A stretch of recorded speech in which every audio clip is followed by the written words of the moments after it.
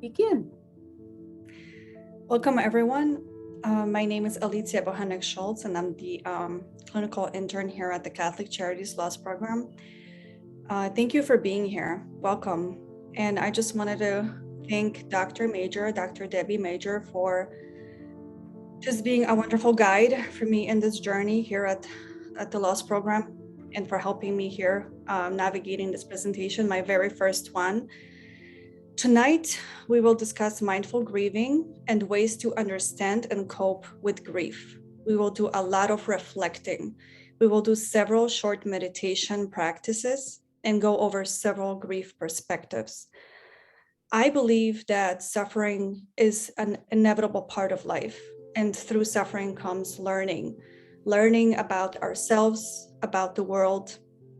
And as we move through this experience of grief, there comes a transformation, increased compassion for another human being, sensitivity. Whatever stage of grief you're currently in, I hope you will take away something of benefit to you. If you have paper and pencil, you can jot some things down. Again, we will do a lot of reflecting. If you journal, you can grab your journal as well. I will also invite you to get into a comfortable position and minimize distractions so that you can focus on the meditation practice. If you have any questions, like Dr. Major said, please use the chat or simply unmute and just ask me if this is something that you feel you really would like to know before the presentation is over. Also, sometimes on specific slides, I will ask for a volunteer to read a specific slide. I'm doing that because I want to break up the monotony of my voice. And also I feel like the person who's doing the reading, they integrate that specific knowledge a little better and they can reflect on that a little better. So again, this will be a very interactive learning experience, and I will ask questions. You can participate, like I said, in the chat or maybe unmute. I will also ask for the volunteers, like I said. So if you want to read a specific slide, before a slide comes on, I will ask. So you will know exactly if that's something you would like to do, please unmute and I will invite you to read that specific slide. So we'll also be doing a lot of breathing. So when I'm asking you to take one deep breath, it's in through your nose and out through your mouth. Just in through your nose and out through your mouth. And I'm a little nervous, so just bear with me.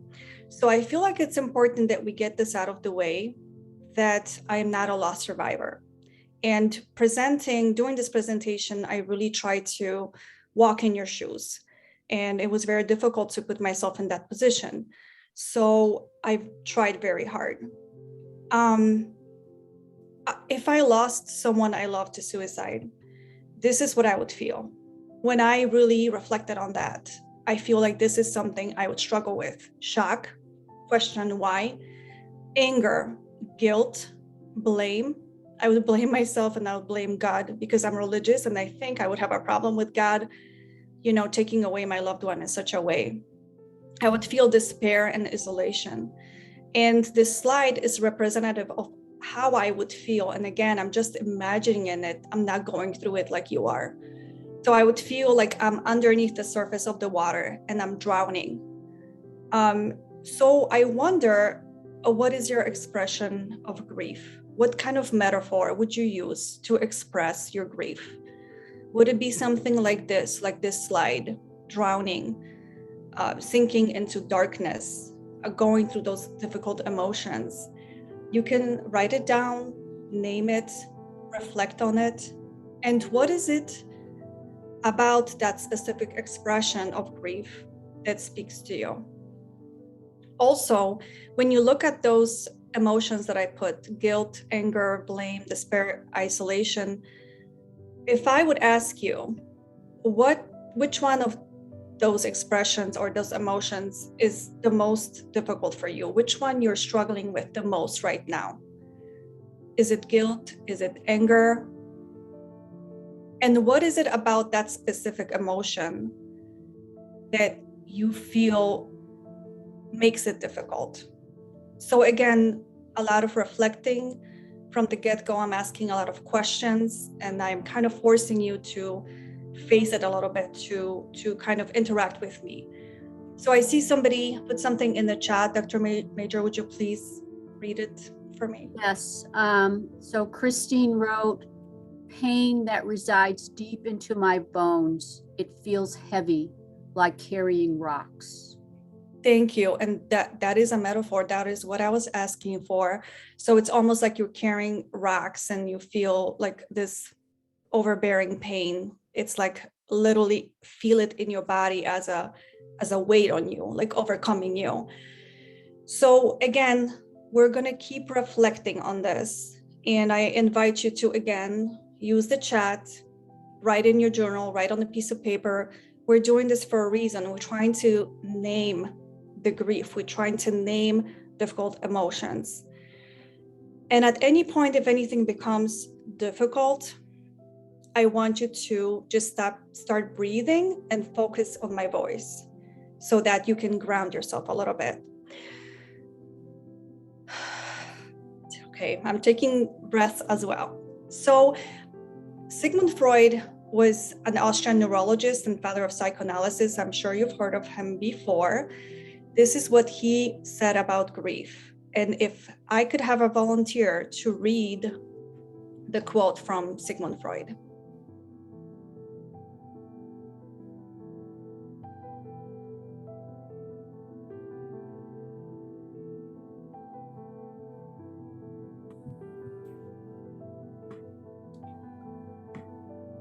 So I think someone may have volunteered, but I think we have them muted. Okay. So let's see. Okay. On grief, Sigmund Freud described mourning as a natural human process. Although mourning involves grave departures from the normal attitude to life, it never occurs to us to regard it as a pathological condition and to refer it to medical treatment. We rely on its being overcome after a certain lapse of time, and we look upon any interference with it as useless or even harmful. And who is this that read it for me? My name is Judy Fear. Judy, thank you. Thank you so much. Thank you so much. I really appreciate this. So what can you learn from this quote? Grief is natural. It's a part of life. It's not a pathology, and no one or nothing should interfere with the natural process and expression of grief.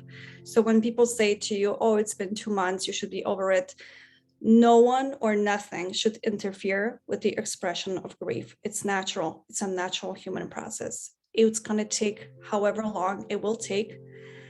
And any interference could be harmful, just like he stated. We let the grief take its course and move at its own pace.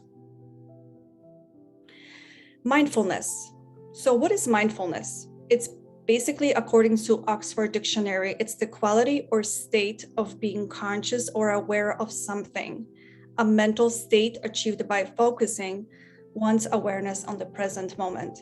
And let me ask you this, and again, you can reflect or put it in the chat, how difficult it is to remain or be aware on the present moment when struggling with grief, when you're in the grips of grief, how difficult it is to really stay in the present moment.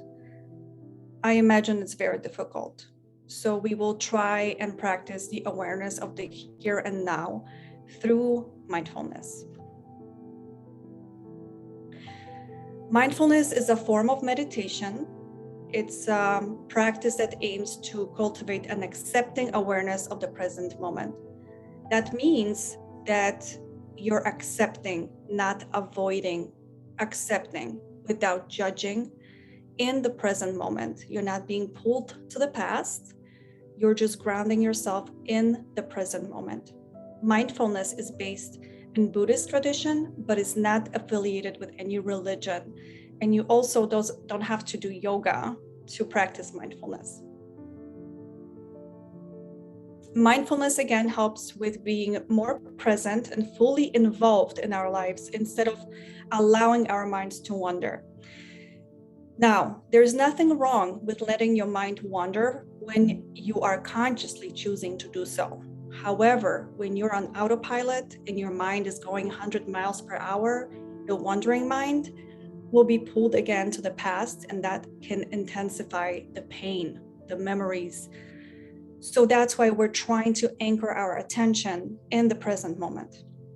Whatever thoughts arise, even difficult thoughts like guilt or anger, we just sit with them. We just let them come without judging. Why is mindfulness useful? And again, I pulled this from research, from peer-reviewed articles, so that you understand that it's not just some, it's not just something like, it's actually something that's grounded in science. If I could have a volunteer again to read this entire slide. Hey, can I read the slide, please?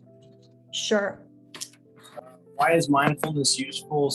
Suicide survivors are prone to feel overwhelmed by their experience and sometimes react to emotions and painful memories by seeking to avoid them.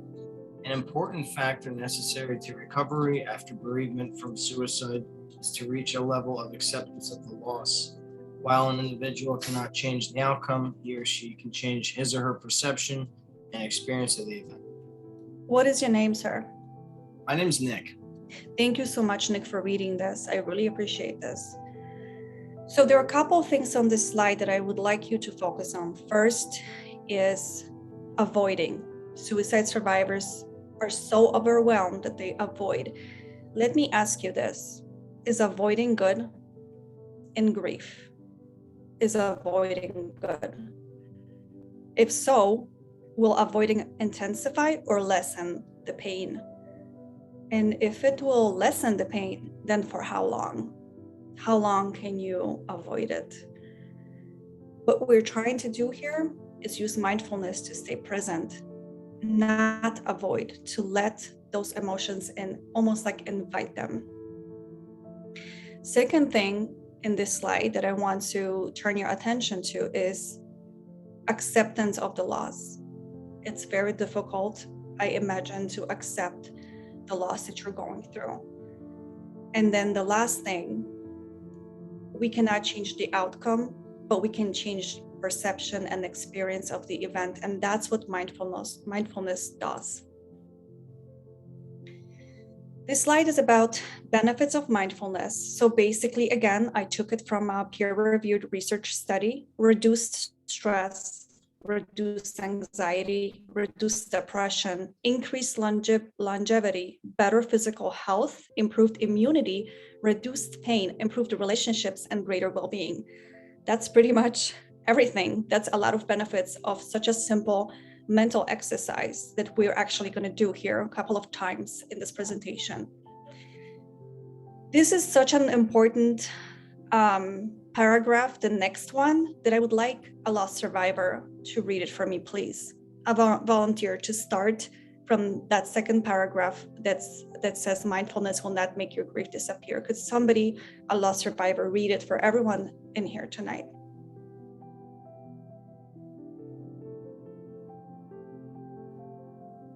Sure, I'll read it.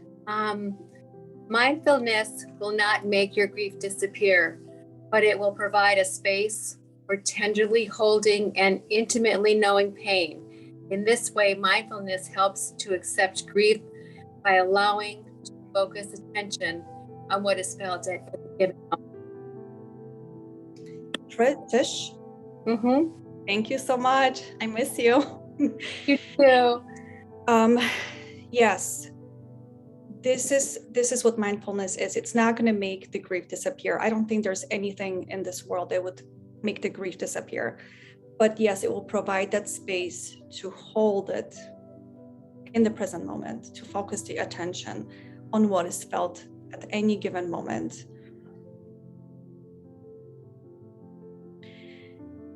How would that feel like for you to hold the space? When we were talking about the grief will not disappear, would you even want the grief to disappear? You can use the chat, you can reflect, you can write it down. If you would want your grief to disappear, how would that look like? Would that help? Is that even a goal of healing, to have grief disappear? Isn't the grief a form of remembering your loved one, honoring them? What do you feel? Think about it. You can, again, put it in a chat or write it down for yourself and reflect on that for a little bit.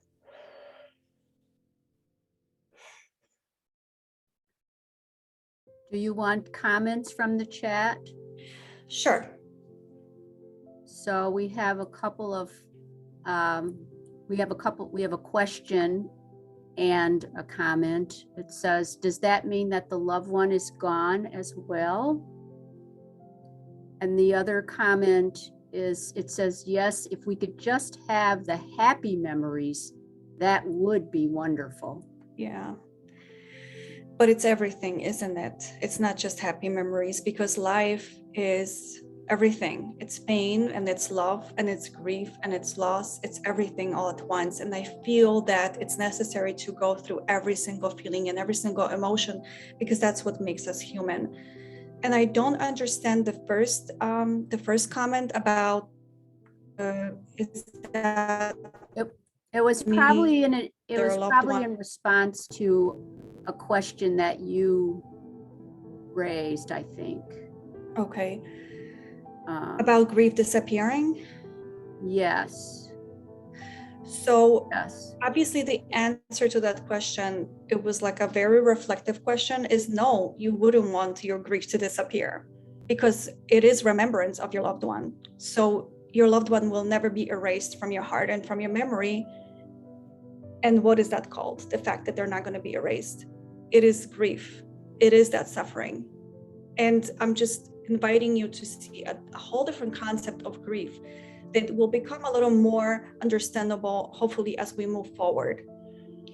So again, I'm going to read this slide, and then the next slide, I'm going to ask for a volunteer, because it's going to be like a little dialogue. Mindfulness will not eliminate grief. And again, what I was trying to get at is, why wouldn't you even want to eliminate grief when grief is love for your loved one? It's remembering them, even if it's difficult, even if it's bad memories, even if it's painful. But it will transform the relationship to grief by increasing attunement with grief and decreasing avoidance and judgment of grief-related distress. So that grief-related distress is connected to avoidance and judgment. I imagine a lot of you have a lot of self-incrimination, guilt, and avoiding. If something hurts, we want to back away, we want to retreat. And that's what mindfulness is not. So let's keep going. This, I'm sure you've heard of this show, maybe you haven't. My husband actually told me about this, and I had to use it in the presentation because it's just amazing. It's from the Disney show called WandaVision. This red-faced, funny-looking character is Vision, and this is Wanda. They're both superheroes, and Wanda lost her brother, and so she's grieving. And I'm gonna be Vision, and I want someone to be Wanda. Who wants to be my Wanda?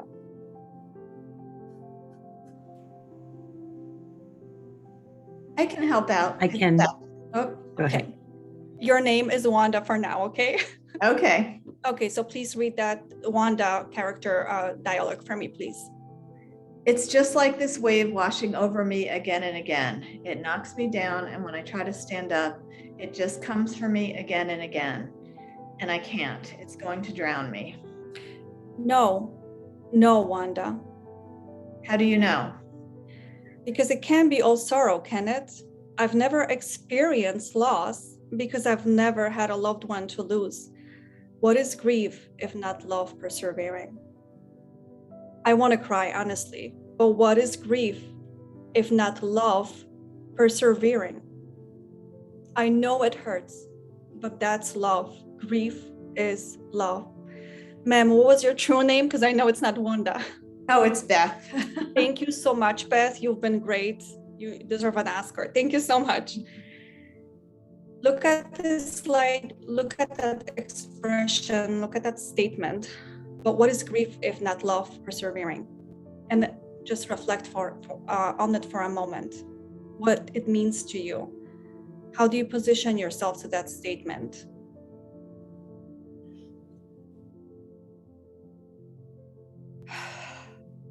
Okay, I'm going to talk about some mindfulness research. A research study revealed that grief counseling using a mindfulness-based framework for clinicians found significant reduction in depressive, anxious, and trauma symptoms in bereaved parents. So basically, there was a study that counselors, right, who used mindfulness-based techniques and framework to work with their bereaved clients, this is what they found. Significant reduction in depressive, anxious, and trauma symptoms in bereaved parents, because this specific study was about bereaved parents. Another study that used the Buddhist perspective on impermanence, along with various other therapeutic techniques with bereaved parents, resulted in significant reduction in grief-related distress and increases in meaning-making and personal growth. So of course, in grief journey, we all want to accomplish some sort of a meaning making out of this entire grieving journey and personal growth and reduce the grief related distress. So we're going to talk about Buddhist perspective of impermanence because it lends really nicely into mindfulness. Anicca, it's basically a Buddhist concept of impermanence, and mindfulness is connected to impermanence. So focus on the present moment. When we're talking about impermanence, we're talking about what specifically? Nothing lasts forever. Everything is constantly changing, like the seasons. We have winter, it's dark and it's snowy and it's cold and it's freezing and it's windy because this is Chicago. But after winter comes spring and then summer and then fall and on and on and on and on. So the concept of impermanence helps us to cope with trying times because we know that the trying times are not going to last forever. And I know that nothing can bring your loved ones back. And this is something you are going to hold forever. But what will change in here is the grief itself. It's going to transform. So again, the concept of anicca, impermanence, and it's from the Buddhist perspective, helps us to reduce suffering. If I could have someone read this slide, it's again relating to impermanence.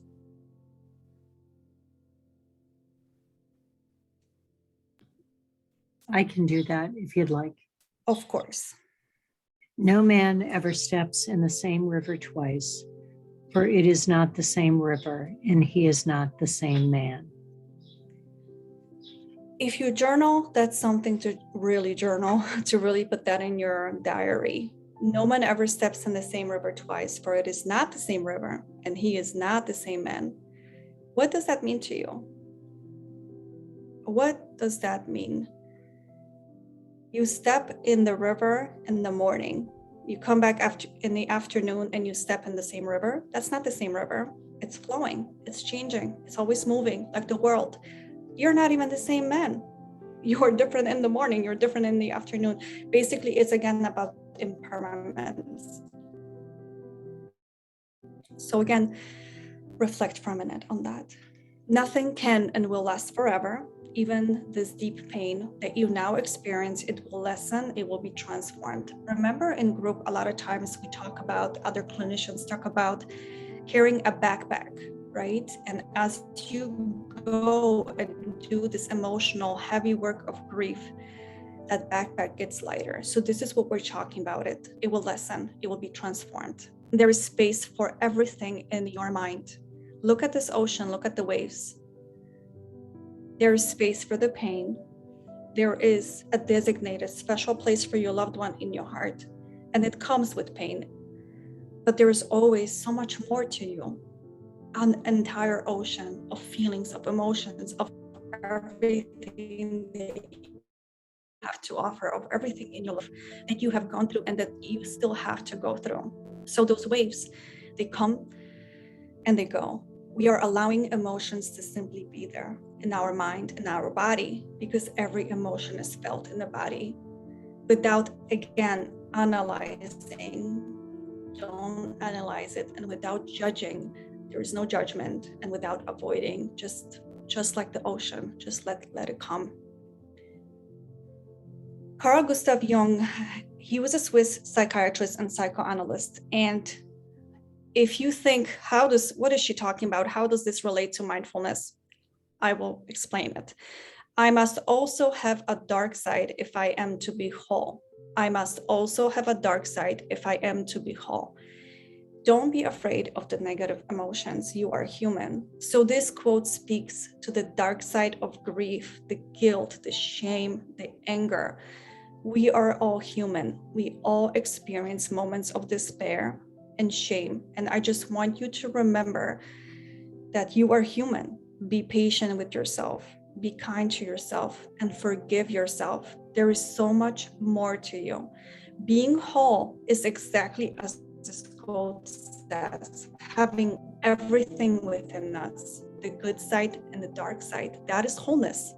No person is perfect. No person is only good. We are good and bad. We have light and darkness within us, and it's okay. There's nothing unusual or weird or shameful about that. And this relates to another quote from Terence, who's a Roman African playwright around 170 BCE. I am a man. I consider nothing that is human alien to me. We are human beings experiencing beauty and pain intertwined. It's that impermanence. Everything is intertwined, everything is changing, and nothing stays the same. Also, we are not alone. There are people going through the same kind of pain. There are so many of you here tonight, and you all share that common loss. You're suicide bereaved individuals. So you're not alone. And suffering is a human experience. It touches everyone. I consider nothing that is human alien to me. Take one deep breath. We will now transition to a mindfulness practice. We'll talk about Lama Rod Owens. He's a Buddhist minister and author. And this is basically what he's saying. Everyone grieves. You are not alone. It is important and necessary to grieve. And grieving is an act of self-care. Why is it important and necessary to grieve? Put it in the chat, write it down. Why do you think he says it's important and necessary to grieve? Why grieving is an act of self-care? That sounds a little crazy, right? Reflect on it, write it, put it in the chat. Why grieving is an act of self-care? I imagine grieving is an act of self-care because we must, to move on, you must go through grieving, every single stage and everything that is involved in grief. So it is an act of self-care because you actually are not avoiding and you're going through it. That's why it's an act of self-care. But if you have different perspective, please let me know, put it in the chat, and I'll be sure to address it. So now we'll do a quick meditation practice. Get into a comfortable position. Take one deep breath in through your nose, out through your mouth.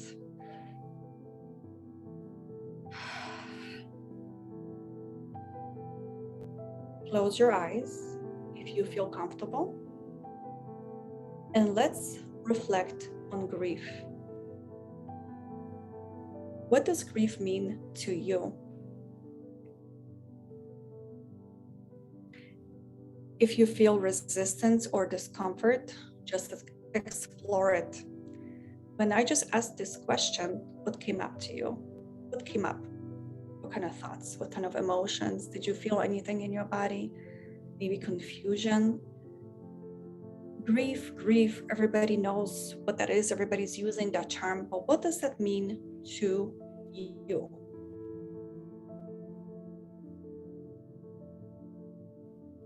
What do you struggle with most when it comes to grief? You specifically, individually, what do you struggle with most when it comes to grief? Do you want the comments, Alicia, or do you just want people to reflect and Sure, I'll write take them some down? comments. I'll take some comments. Someone said anger. Grief is the release of deep pain. Not That's a having beautiful, that's a beautiful sentence. Could you say that again? the release of deep pain. Deep pain Beautiful. release. Not having enough time to grieve. Grief is love turned upside down. I love that. Yeah. Grief is yearning for your loved one. Oh, that's beautiful. Yeah. Beautiful reflections. You guys are doing such a great job. This is honestly beautiful, beautiful things that you're writing.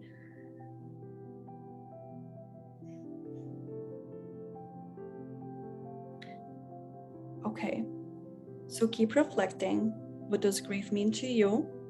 And what do you struggle with most when it comes to grief? I think the comment not having enough time to grieve and having a lot of responsibilities get in the way, that was a response to that. We are grieving right now. We are in the process of grieving right now. That hour and a half that you guys graciously bestow upon me, this is your time to grieve.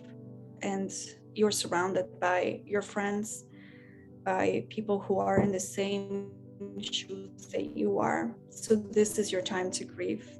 And I can imagine, especially if somebody has children, career responsibilities, yes, it's there's always a little moment that you can reflect, even when you're eating, even when you're taking a shower, there's always a little moment to reflect on grief, to reflect on that loss, and to miss your loved one.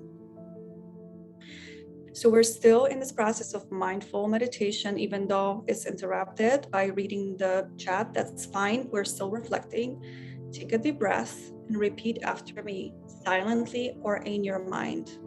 Dear grief, wherever you are, I invite you to reveal yourself to me. Dear grief, wherever you are, I invite you to reveal yourself to me. And notice what came up. And again, you can put it in a chat. You can reflect on it. You can write it in your journal. Keep breathing. I'm asking you to recall emotions, to invite grief wherever that grief is, to reveal itself to you, give you that message, give you that idea of what is exactly that I'm supposed to be feeling right now, that I'm supposed to be going through, what is this grief, what it means to you. Now I want you to shift your attention to your body. Focus for a moment on how your body feels in this moment. Do you feel your throat constricting? Do you feel pain in your heart? Any stabbing? Anything sinking in your stomach as you're reflecting on grief? If so, then try to feel your feet touching the ground or your body making contact with the seat. This is a grounding technique. So you kind of get pulled back to the present. Take another deep breath. Open your eyes. If I could have a volunteer read this slide for me, please.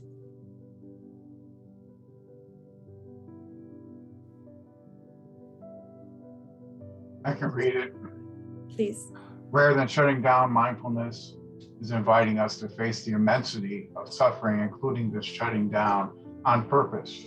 In our willingness to examine the grief, separation, and distance we feel in ourselves and in our relationships to others, we open ourselves to the possibility of transformation. What is your name, sir? Tim Thank Fair. you, Tim. Thank you, Tim. A beautiful DJ voice or radio personality voice. Oh. You should be reading every one of my slides. Thank you so much. Keep it coming. Thank you. So again, we're not going to shut down. The mindfulness is being anchored in the here and now. Yes, we're kind of like being collided with this pain head on. But that's how we get transformation out of the grief, including the shutting down. but unless it's shutting down on purpose. So again, if you want to give yourself, if you've ever been to therapy when it comes to grief, I'm sure your therapist maybe told you that set a time to grieve. If it's too overwhelming during the day and you can't carry on your responsibilities at work and it's so overwhelming, then you set a time to grieve and you kind of like shut down, you let it all flood you, right? So unless you're doing that on purpose, you can. But the problem is when you don't control it and you don't want it and it's just overwhelming, that's what mindfulness is helping us with. We're trying to face the immensity of suffering. And it's not pretty and it's not easy. I know that, but that's mindfulness. And that's, according to research, supposed to transform the grief and help us a little bit. So mindfulness, again, it's about setting an intention. You can set an intention. I want to transform my grief. I want to understand my grief. I want to stop difficult emotions from overpowering me. I want to have a good meditation practice, genuine experience. Then you just observe feelings, sensation, thoughts. As you quiet down, as you close your eyes, you don't control your thoughts. You just kind of let your mind, your natural mind, take over, and you see what is happening. What sensations, thoughts arise, awareness, even your bodily sensations at the present moment. Then you name it. Anger. I see you, anger. It's okay. I see you, anger. No judging, no judgment. Self-compassion in the here and now. And that's pretty much what the mindfulness is. So let's remember the steps, because the next slide, we're actually going to do another mindfulness practice. Get into a comfortable position. Keep breathing. Take one deep breath. We're going to talk about intention, observing, naming, no judging, compassion, self-compassion, and just staying in the here and now. Take one deep breath. Turn your attention to the hurt, the pain, the shame, fear, or whatever you are feeling when it comes to your grief, whichever emotion is most difficult, the one that you can't let go of. Invite the painful feeling right now to express the fullness of that feeling in your mind and in your body. Immediately begin offering words of care, because it's difficult to recall that one painful emotion connected to the loss of your loved one. So immediately offer words of care to that wound within you, to the place within you that feels most vulnerable. You can silently say, I forgive myself. May I be free from the suffering. Or I want to remember and hold my loved one in a loving embrace. Place your hand on your heart and silently say to yourself, I grieve because I love. Keep breathing. And again, say silently to yourself, I grieve because I love. If at any point this becomes overwhelming, do the grounding technique. Focus on your body, sensation of your body, making contact with the seat or your feet touching the floor or on my voice. If it becomes too overwhelming, you can also open your eyes. So again, we're touching that deep wound within us. Which emotion is it that's causing you so much pain? And silently say to yourself, whatever you need to offer care to that wound within you. Either I forgive myself. May I be free from suffering. I want to remember and hold my loved one in a loving embrace. When you say that, place your hand over your heart to give it meaning, so that you're speaking straight from the heart, so you feel it in your heart. Take a deep breath. Whatever feelings arise right now, don't try to control them. explain them away. Don't analyze it. Just let them come. Remember that image of the ocean. It's just waves. Just let those waves come. Those feelings, emotions. Feel compassion for yourself. How much you're going through right now. Offer yourself in a loving presence, compassion, and tenderness that you would offer to a beloved and frightened child. So I want you to, for a moment, hold your painful emotions with the same presence and compassion and tenderness you would offer to a beloved and frightened child.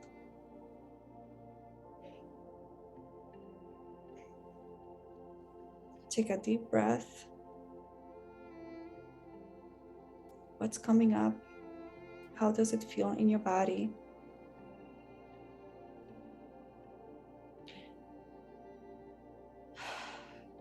Now shift your attention to my voice. Feel your feet touching the ground. It's okay. Breathe and open your eyes.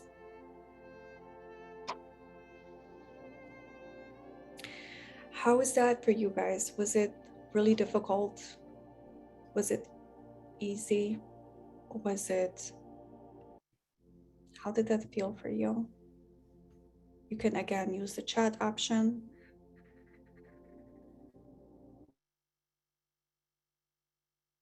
Write it down in your journal. Basically, that's the mindfulness.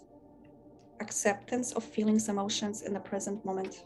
No judging, no resistance, and let it be, like the Beatles song. Keep reflecting on that meditation practice we just completed. What thoughts came up? And if there is something in the chat, that's the time that I'd like to hear it. What feelings, what bodily sensations did you experience? So there are a couple of comments in the chat. One says comforting. And there's a comment, I think this was there before you began that particular practice. It said, grief is like losing my legs and berating myself because I cannot move forward. Okay. So again, that's a beautiful expression. I mean, it's not beautiful, but I'm glad that somebody actually could name it like that. Without legs. And what was the second part to it? Without legs? Grief is like losing my legs and berating myself because I can't move forward. Okay, so again, remember the first slide. I'm speaking to the person who put that in. Remember that first slide, Sigmund Freud. It's not a pathology and it's natural and it's going to take as long as it takes. And second thing, berating, that has no room in mindfulness again, or that's why we're doing this, to eliminate that judgment because we're just human, right? And so berating, let's work on that. There should be no berating, no self-incrimination, even though it's a part of grief and you can deny it. What I'm trying to do here again is to process those emotions and kind of be okay when it comes up, but kind of see it, not going through it, but witnessing it. I don't know if I'm making any sense, but it's basically like when you recall those difficult emotions connected to your grief, think of yourself like an observer, like you're not going through it again, you're just observing. So if you see berating would be what kind of emotion? Guilt, right? I see you, guilt. I see you there, but you don't let it like completely overcome you. It might come up as a bodily sensation, maybe like somebody's choking you and you feel like you can't breathe, or you feel like elephant is sitting on your chest, but you move through it incrementally. You just move through it. You just let it be and let it be. There are some other comments. The quote, "I'm not reliving, I'm observing," is a new idea. It's less painful when thinking of observing, not reliving. Yeah, I took that from EMDR. When you do EMDR for technique for PTSD, for post-traumatic stress disorder, that's what the therapist tells you. When you recall those difficult emotions, because you have to kind of recall them, to move through them, to reconcile them. They invite you to think of it as you're not reliving, you're observing. So let's move on for a moment. We're halfway through the presentation, and I really want you guys to see the rest of the things that I have. So let's just move. If I could have another volunteer, a lost survivor, please read the next slide.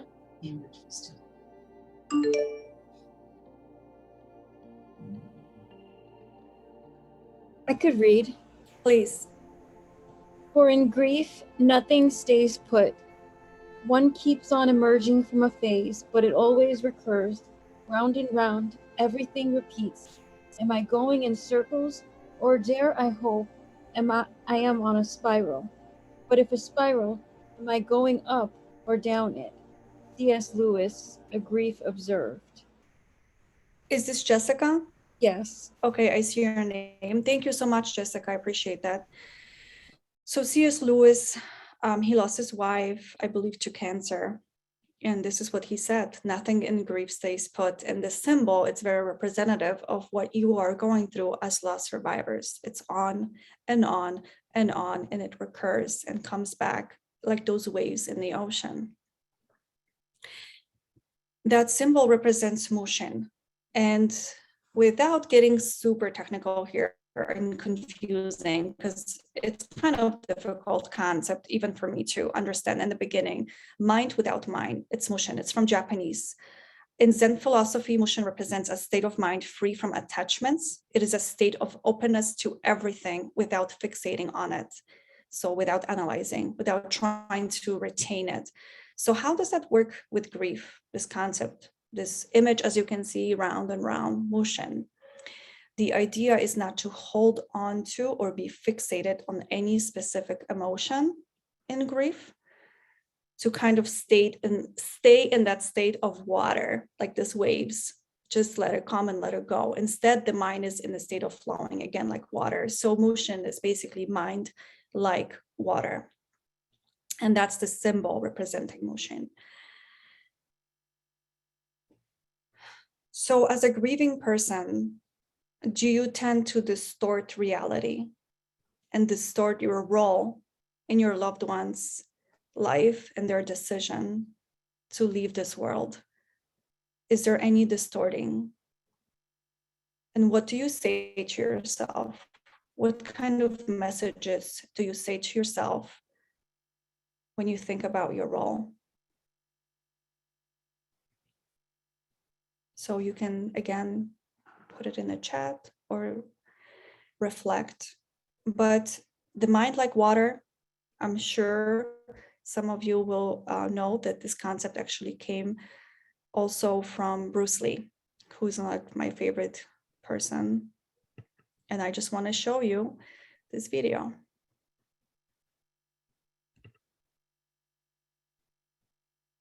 Philosophy, this mind like water. Let me just, I'm sorry. Okay, let me just stop the video. So again, this is what being like water is basically making, the water is making its way through the cracks and adjusting to the object, like he said. So you find a way through it. You don't avoid it. The water is just flowing. So if nothing within you stays rigid, there is no avoiding, things will just disclose themselves.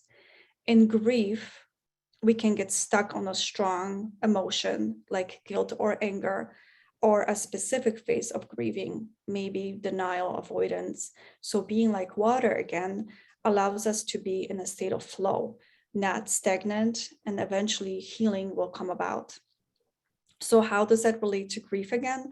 To be like water is to not getting stuck. It's to keep the emotions in motion, in flow, observing them in the real time, in the present. How would that look like? Accepting reality. That's how it would look like. Accepting reality, as painful as it is, in the present moment, in the here and now.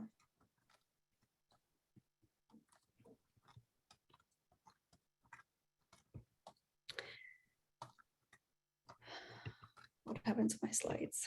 Okay, so this is again the image of water, of the ocean, and we're just going to do another short meditation practice. So please get into a comfortable position. Dr. Major, can you hear me okay? Yes, I can hear you. Okay, good. Just checking. There is room for grief, for joy, for pain, and for inner peace.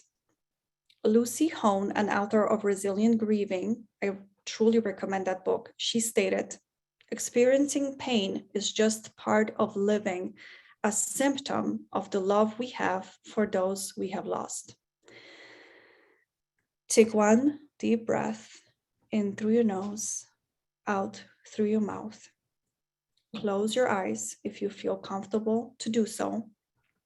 If not, you can simply observe this image of the ocean, and shift your attention to your body right now. What do you feel right now in your body? Tightness? Where in your body? Name it and observe it. If your heart feels heavy, say it out loud or say it in your mind. Just keep observing, kind of like a body scan from top to bottom. What do you feel right now? We're halfway through our presentation. We talked about a lot of different things. How do you feel in your body right now? What is coming up?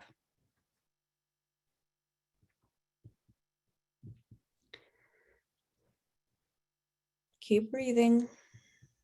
Now I want you to shift your attention to your mind, your thoughts. What is coming up right now without you manipulating it or thinking about something on purpose? What is coming up right now? What feelings? What thoughts? Just name them and observe. Confusion, name it. Fear, anger, keep naming it. Now I want you to imagine an ocean, a vast, boundless, powerful ocean that keeps moving and moving. Waves are slowly and peacefully gliding. That is the state of your natural mind. Boundless. There is room and space for everything, for pain, and you accept it, for love, and you don't reject anything that arises. Thoughts are gliding, coming and going, and you let them be, and you embrace whatever comes, even if it's uncomfortable, even if it hurts. Stay in this moment. Hold your attention to the image of the ocean in your mind, or you can open your eyes and look at the ocean on the screen. Take one deep breath. Now again, focus your attention to your body. How does it feel right now? What is happening? Focus on the breathing. Focus on your breath.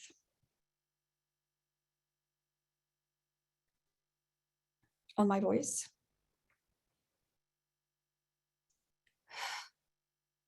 And open your eyes.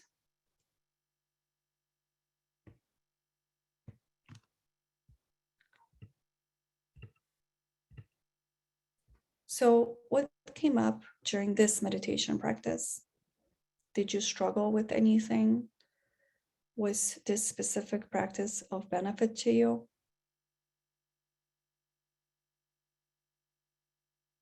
You can put it in the chat, reflect on it. And I'd like to ask for another volunteer to read this slide.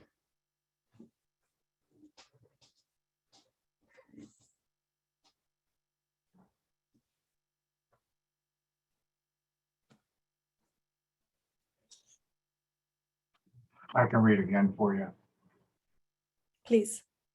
Mindful grieving. Grief is not a problem to be solved. Grief must be tended to and respected.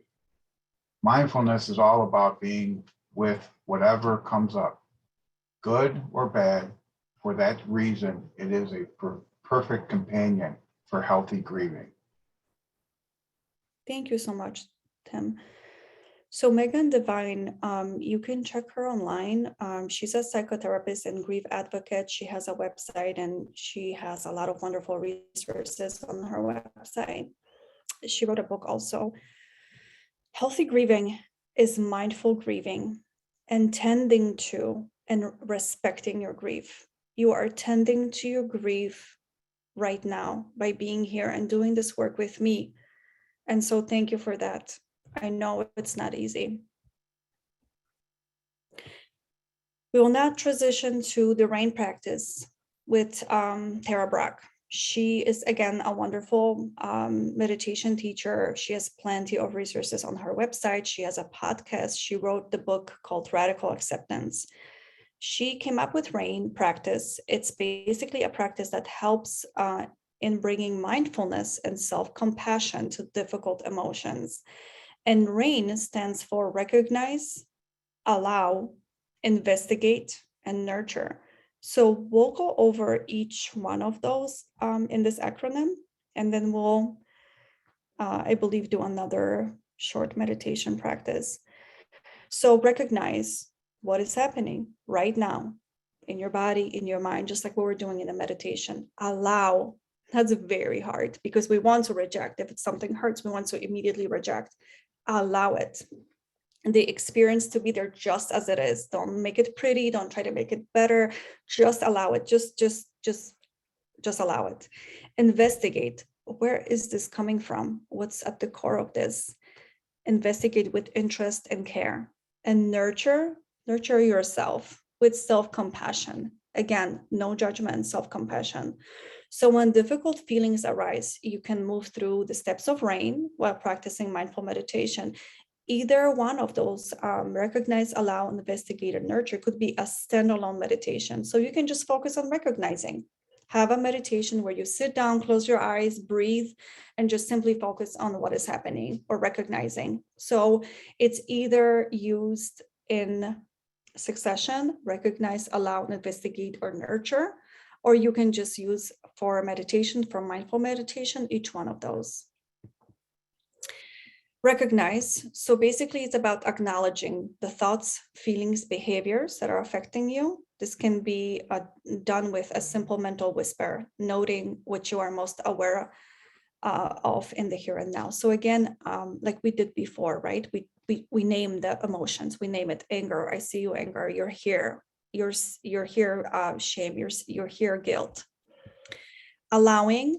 Let the thoughts, emotion, feelings, or sensations you have recognize, simply be there without trying to fix or avoid anything. And I realize that's probably very difficult to allow difficult emotions to come in. You might recognize the fear and allow by mentally whispering, it's okay. It's just okay. It's there and it's okay. Investigate. Focus your attention to your present experience, not the past, not the future, present. It's too overwhelming to think about here and now, and then the past, and then the future. So we focus in mindful meditation on the present moment. We call it in the here and now. And then ask yourself, what about this hurt wants my attention? And honestly, you can either write this down or take a picture of it, because I feel like it's a very investigative and good practice. So ask yourself, as loss survivors, what about this hurt that wants my attention? How am I experiencing this in my body?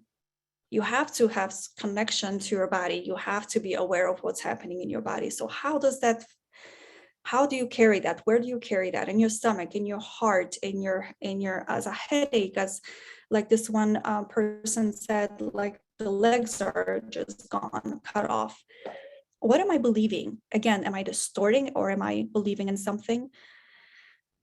What does this vulnerable place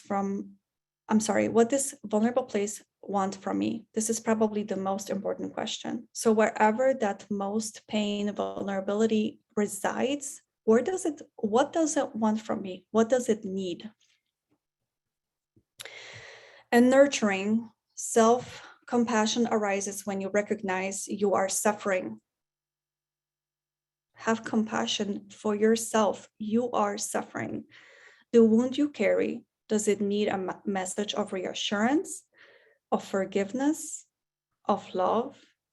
Do you need someone to listen to you? Do you need to explain it? Do you need to express it through art, through music, through legacy, planting a tree for your loved ones, setting up some sort of a scholarship, anything, just anything? What does it need? And what does it need from you? Whisper, I love you, I forgive you, and you're speaking this to yourself. It's not my fault. It's not my fault. And then while you're saying that, you place a hand over your heart again. If it feels difficult to offer yourself love, because sometimes I think somebody else mentioned berating.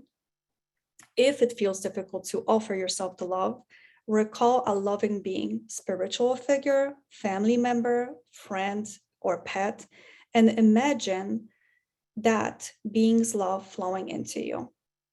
Or see yourself through the eyes of your loved one, and keep breathing and reflecting for a moment.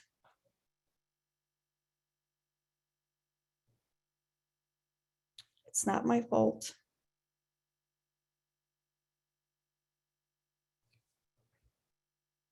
Offer yourself self-compassion. You are going through a lot. This is a lot. If I could have a volunteer read this slide, please. I'll do it. For Grief by John O'Donohue. When you lose someone you love, your life becomes strange. The ground beneath you becomes fragile. Your thoughts make your eyes unsure. Is this Eileen? Yes. I see your name. Can you please read this one as well for me? There are days when you wake up happy, again inside the fullness of life, until the moments break and you are thrown back onto the black tide of loss. How are you feeling, Eileen? You want to break or you want to keep going? I could go. Last one. Gradually, you'll learn acquaintance with the invisible form of your departed.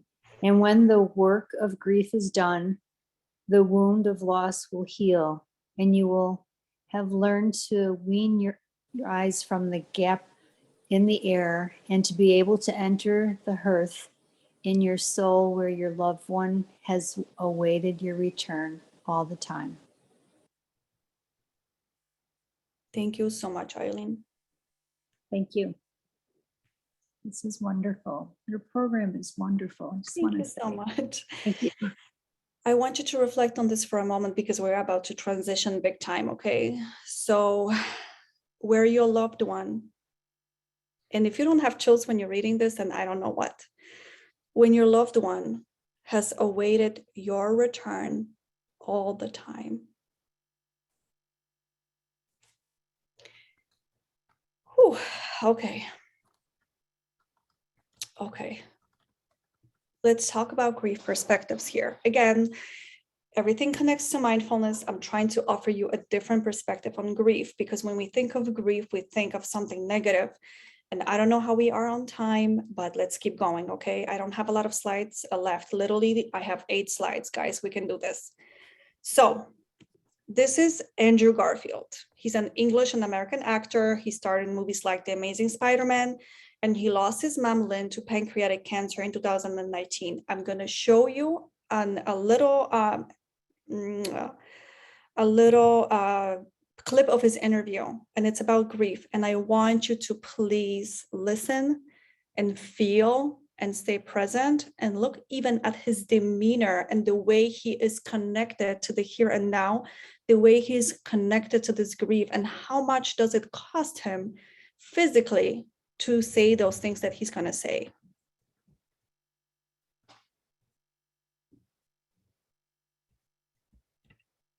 Andrew Garfield appeared on The Late Late Show with Stephen Colbert, and he paid a really, really touching tribute to his late mother, Lynn Garfield, who died after a really long battle with pancreatic cancer. It was in 2019. This is important, what he said.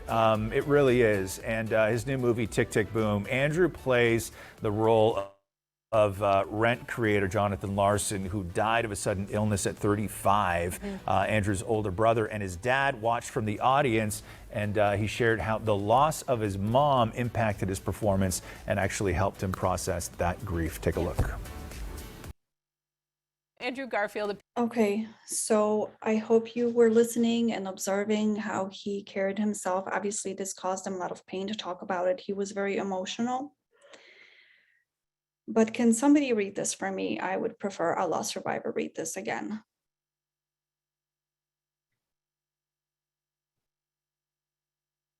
I can read it.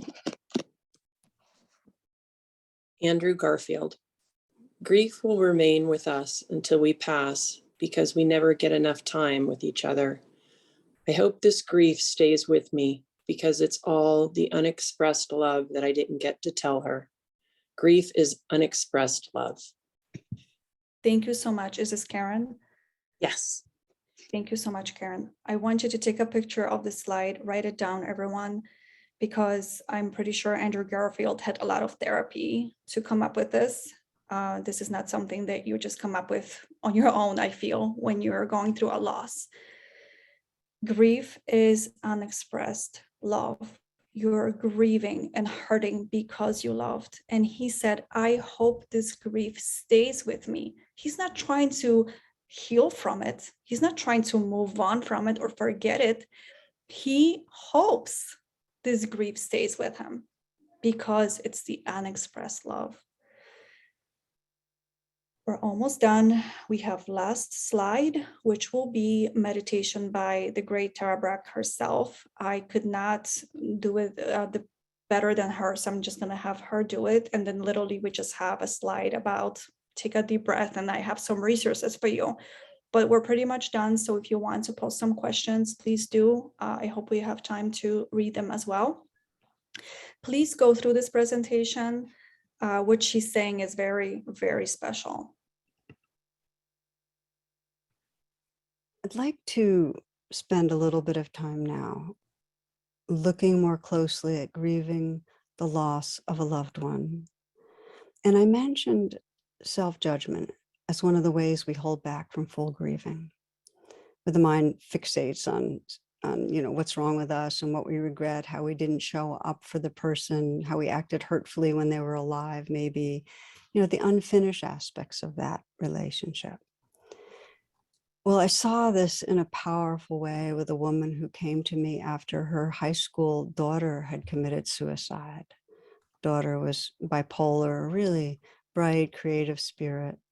And they had gone in and out of being close, but during the last 8 months of her life, daughter had shut her out.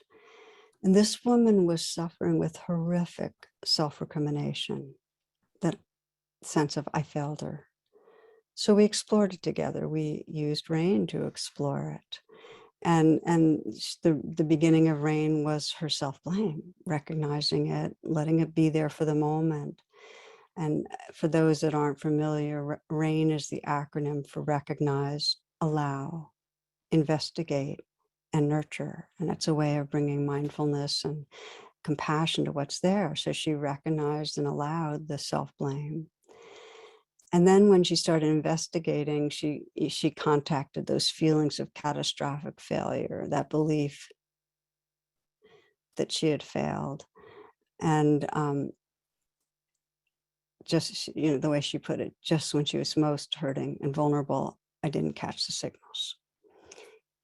And so I invited her, as we do when we investigate, to really feel in her body the pain of that self-blame, that squeezing, clamped feeling of the heart. And it was feeling like her heart was clutching onto the pain. It was like holding on tight. I'm going to believe this. I'm going to feel this. And so part of investigating was saying to that self-recriminating part, what are you trying to do? And it said, I'm holding on to her. Well, what would happen if you stopped holding on to her so much? I'd lose her.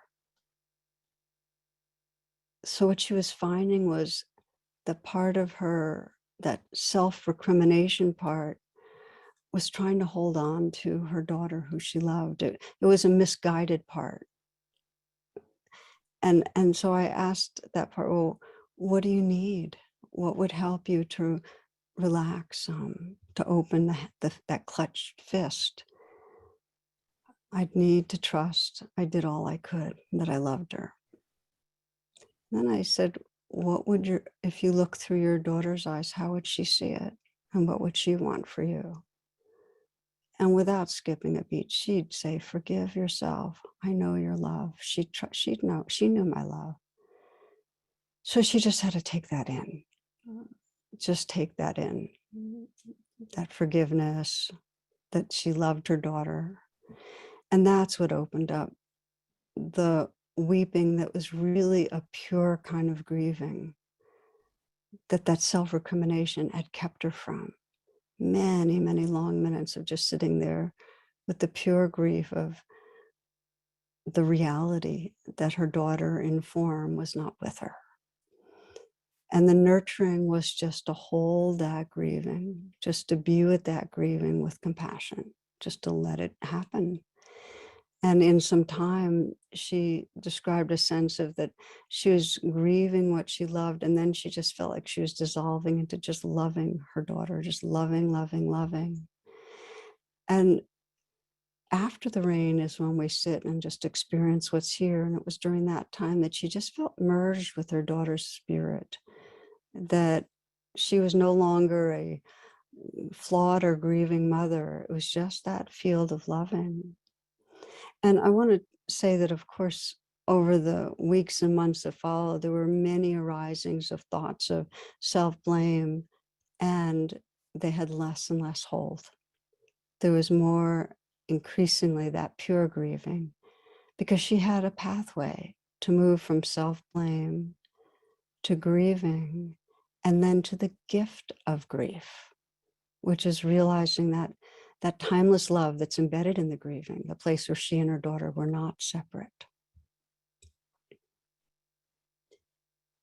Friends, this is the blessing of the soul work, opening to a formless dimension where there's not self or other. And grief's the portal.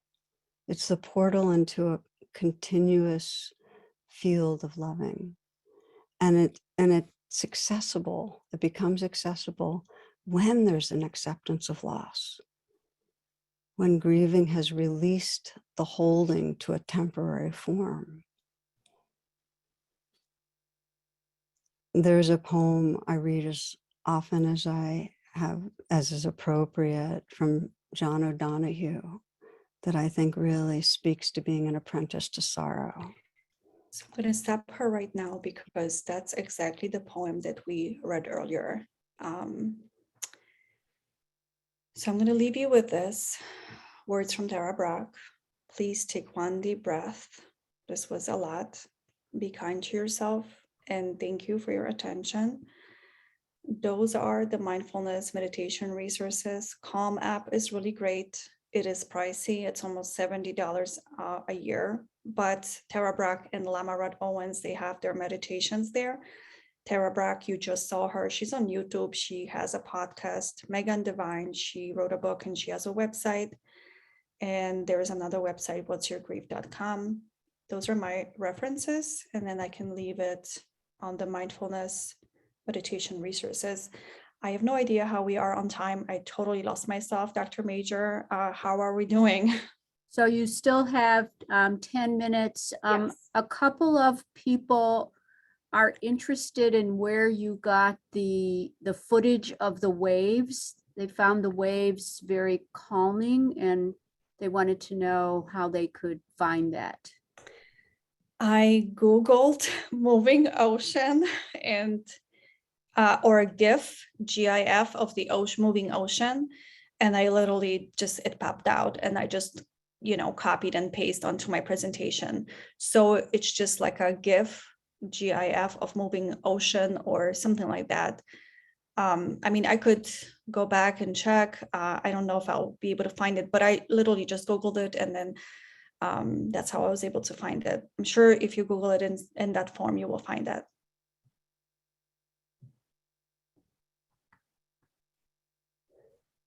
If people have other questions, you can post them here. We have a few minutes.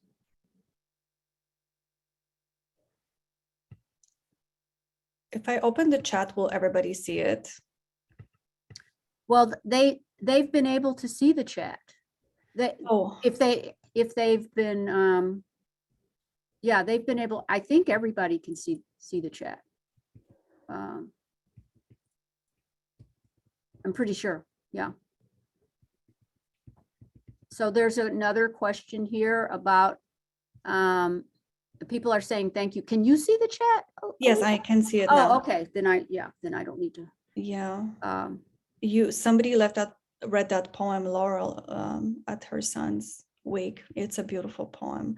Resilient Grieving by Lucy Hone. Yeah, that book is wonderful. It's really wonderful. I was going to put something from Resilient Grieving into my presentation, but I felt like it would just be too long. But she has a lot of wonderful resources, and she actually has a chapter about meditation. I think she's even quoting some research too. Is there anything else that I could answer for anyone, or anyone has any comments besides the chat? Maybe somebody wants to unmute and say something or ask. well, people are putting things in the chat, and I mean, I think people are reading them, but Christine just said the idea of not judging and just observing grief is really helpful. Yes. Yes. And Tim, I think Tim is asking the entire group if they meditate and if they are experiencing, you know, what they're experiencing. So I think that's Tim's question to everyone. Mm-hmm. I don't know if people want to respond to Tim. I don't know, Tim, I have a noise machine that makes sounds of nature. So that helps. It helps when I listen to it while doing light box therapy, especially being in Chicago. You don't have light half the year. And then related to that, it's not the same thing exactly as meditating, but I paint, and I like to paint nature. So it gives me a similar feeling to what I guess some people get from meditation.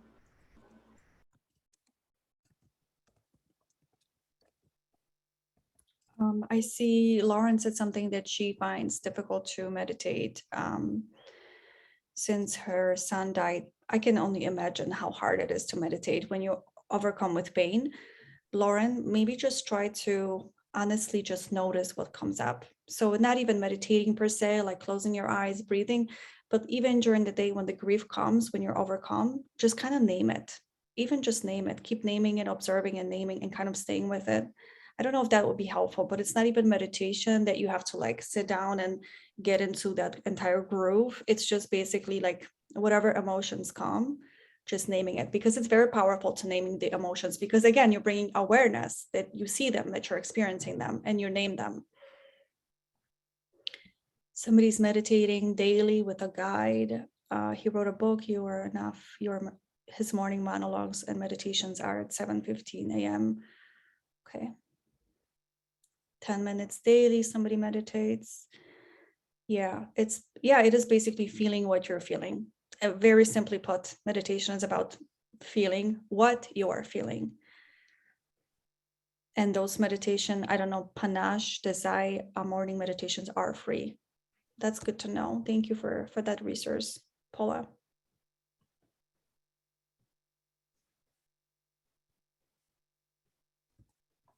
Yes, there are a bunch of mental health apps. Jessica, you're right. There's so much resource out there. You can literally go to YouTube and write grief meditation or any mindful meditation for grief, and you will find something. you put links to where to buy them. Some of them are free. Thank you so much, Jessica. I really hope this was of benefit to you. And I hope I didn't overwhelm you too much with the meditations and bringing the grief into presence. But thank you so much. I really appreciate you being here. Thank you, Loretta. Thank you for your kind words.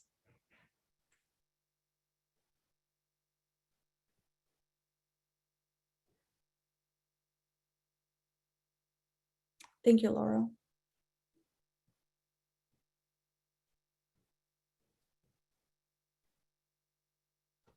Lorraine, hi, Lorraine. Thank you so much. Where can you see this recording and when will it be posted? I have no idea. So Emily's on vacation this week, which is why I'm standing in for her. Emily will post it on our YouTube channel when she comes back. So it's maybe in a week or two, probably 2. Okay. So Paula is also recommending a book, The Power of Now.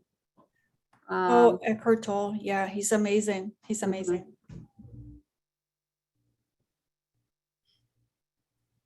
Kathy and Mark, thank you. Jim and Chris, thank you for volunteering and reading, Chris. To all of the volunteers who read for me, thank you so much. This was really wonderful. And I just wanted it to be interactive, and I wanted you to hear yourself read those quotes because they mean so much more when you actually read them. Grief as a gift. Yes, that is a beautiful concept. Thank you, Patty.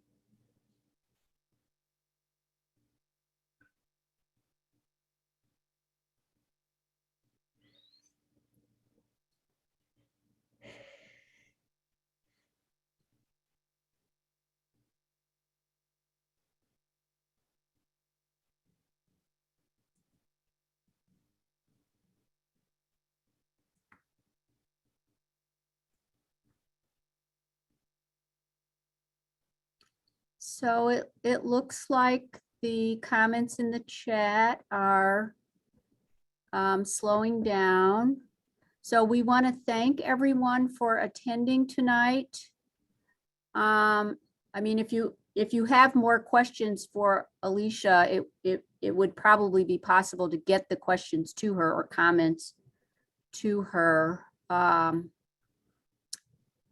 Or you can email the loss program, loss@catholiccharities.net, if you have questions or comments. But Emily will post this recording when she comes back from vacation. I'm afraid I don't know how to do it, so I'm sorry. Neither do I. But she'll put it up. She'll put it up there.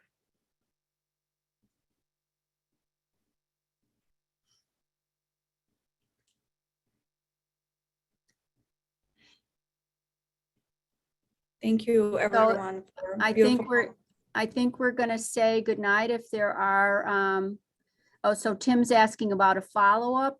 So Tim, are you asking about our next presentation? So we have a monthly grief speaker presentation. So Alicia did tonight's presentation, and the next presentation will be on the first Monday of August. The presentations are described in our newsletter. I hope you are all getting the newsletter. If you're not, let me know. You can email the loss program, or you can email me, dmajor@catholiccharities.net. But we have these presentations once a month, usually on the first Monday of the month. And of course, you know that we have support groups throughout the month. So I hope you're getting the newsletter where you can see all of our monthly support groups advertised in the newsletter, listed in the newsletter. Alicia, do you have any follow-up programs that you're involved in, or? No, I don't. I'm sorry. I just basically wanted to do the bring mindfulness into the attention of lost survivors and just provide some resources. So as of now, I mean, I could do another presentation. Are you talking about what specifically would you like as a follow-up? Can you tell me, Tim, like what would be helpful to you, like a next step from this specific presentation? So maybe I can present again. I don't know how the schedule looks like because I know Well, there's other people presenting. I think it's a very deep subject, and Yes. you know, it might have seemed like a little a lot or a long program. To me, it did not, and you left, at least you left me wanting more, and Okay. that's a compliment to you and your presentation, but also to the subject matter of that presentation. Is I think we basically scratched the surface, is what my point is. Yes. Yes, I agree with you wholeheartedly. This is an ocean of, it's a very involved topic. Would you want to see like more information, like the grief perspective, or more mindfulness meditations concerning grief, like the exercises we did? Well, I think you balanced it with a lot of good information, solid information, things that when you come back to review it, you go to a deeper understanding. Everything, like you studied it so much that it's very deep and it's fresh and you understand it. But each one of the slides, we could go back, as far as I'm concerned, I could go back over that and gain something through a second reading or third reading. Mm-hmm. And with that, I think there's other things in grief that we could probably get deeper into, especially on suicides. What actually makes a difference between those? Are there stages of grief? How do you work through those stages? There's just a multitude of things that I think your style and your subject matter and how you've researched it and put it into a PowerPoint is very complimentary and has helped me significantly tonight. So I just wanted more. That's bottom line. Yeah, well, I can see how the schedule looks like. I know that there's other people presenting each month, but I could definitely, if there is time allows, and there is space for me to do so, I could just do mindful meditation part 2 and pretty much do the same setup with grief perspectives and a little bit of meditation practices, and then throw in some research as well, kind of what I did tonight. Tim, also, I know it's pricey, the Calm app, but Lama Rod Owens, he has an entire series about caring for your grief. It's on Calm, CALM app. So you would go to your like the app store and buy Calm app, and he has like literally 6 or 7 of those. And I just, again, scratched the surface, like you said, but he has the whole thing on there, and it's specific for grief. And also on Tara Brach's website, she also has meditations for grief. Like what you saw, that's part of her like an hour-long,